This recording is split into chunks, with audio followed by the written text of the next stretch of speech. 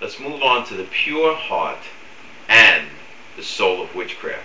Look, the essence, the heart and soul of witchcraft is the absolute control that a witch or a wizard exercises over a reluctant and even resistant deity. Look it. The witch or wizard is assured through these magical writings, these spells, they're assured that once they perform a ritual precisely as it is written, they can force any demon or demons down from their supernatural realm into this realm. Now, once in this realm, the witch or wizard can, and I'm bringing this out, wizard, and you people know why, because of the crazy wizard craze that's going on. Alright, once in this realm, the witch or wizard can force them to do whatever they want him to do, even if he is resistant to these commands. This power over this demon deity is the most important allure of witchcraft. It is the number one reason human beings want to become witches or wizards.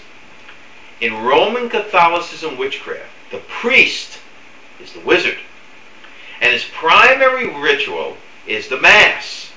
Remember, there are many different masses for different things the witch wants the demon to accomplish. Now, I've got some of these here, and here's the various types of masses. There's Sunday morning Mass, there's funeral Mass, there's purgatory Mass. To honor the saints in heaven and to obtain their mediation for, and there are different Masses for these: spiritual favors, temporal favors, health, wealth, a happy trip, protection against rain, protection against hail, protection against insects.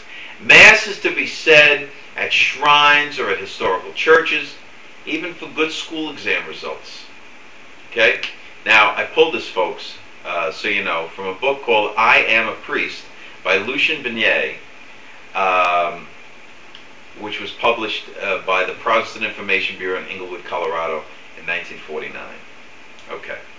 I will quote a respected Catholic theologian, Father John A. O'Brien of Notre Dame University, in his book Faith for Millions.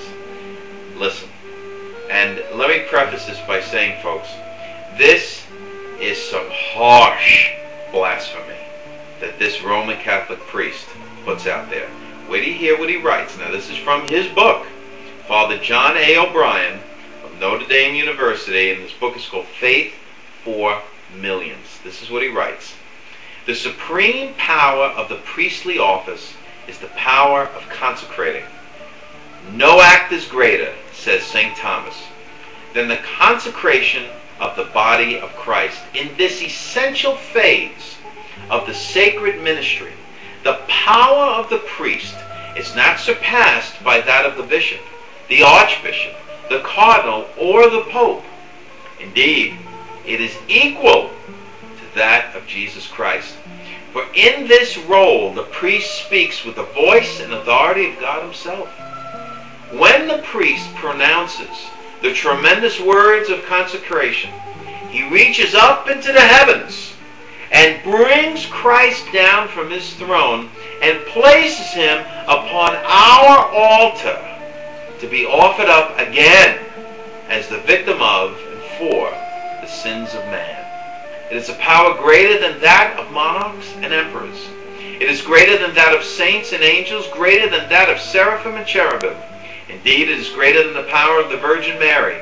For while the Blessed Virgin was the human agency by which Christ became incarnate, a single time, the priest brings Christ down from heaven and renders him present on our altar as the eternal victim for the sins of man, not once, but 1,000 times.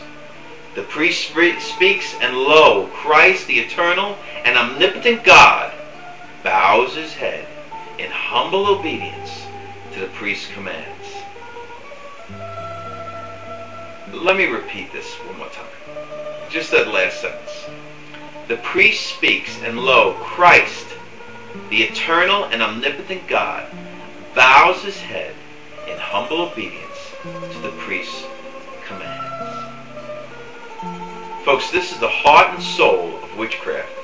Some of the harshest blasphemy I've ever heard. Unbelievable. Okay.